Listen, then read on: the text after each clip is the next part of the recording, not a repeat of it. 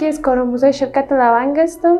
تشکر میکنم از شرکت لونگ که بر ما خانم‌ها زمینی کار ایجاد کرده و قبل از اینکه ما به اینجا بیاییم زمینی کار بر ما وجود نداشت و ما نمیتونستیم در بیرون هم کار کنیم و در پهلوی از اینکه ما کار میکنیم بر ما زمینی از این فراهم کرده که هنر را یاد بگیریم که بعد از این ما را کمک میکنه و همچنان در بخش خیاطی و موردوزی است که خانم‌ها را بسیار کمک میکنه.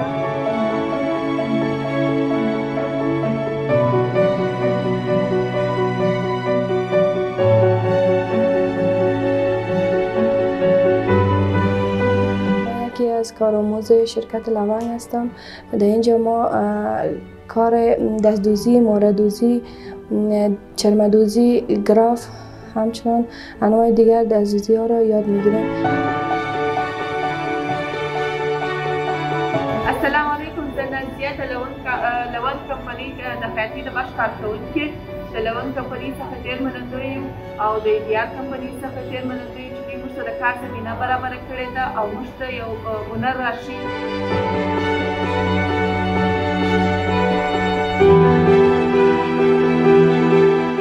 السلام علیکم ورحمة الله وبرکاته. زه سهیلا د لونگ کمپنۍ کارکوونکې یم. زه دلته د لباسي صنایعو مهارتونه زده کوم.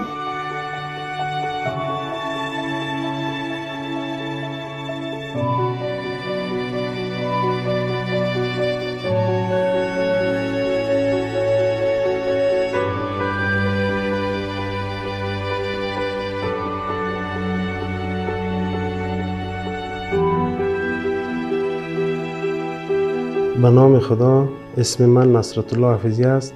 من یک تن از کارآموزان شرکت لونگ می باشم.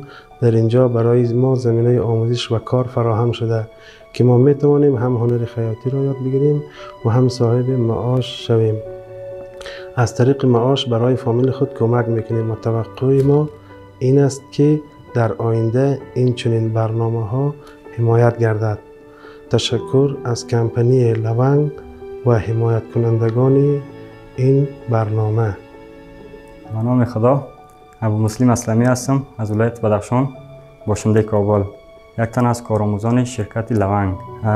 مدتی است که در اینجا کارآموزی میکنیم.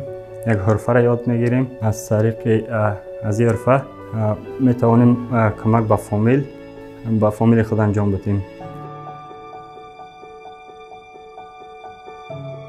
رحمت الله هستم. یک تن از استادان شرکت لونگ، مصروف آموزش خیاطی و صنایع دستی که به حمایت مالی دیای تحت پروژه اسیبا مصروف فعالیت می باشیم. هدف ما ایجاد زمینه کار برای جوانان می باشه که در آینده خودکفا شوند.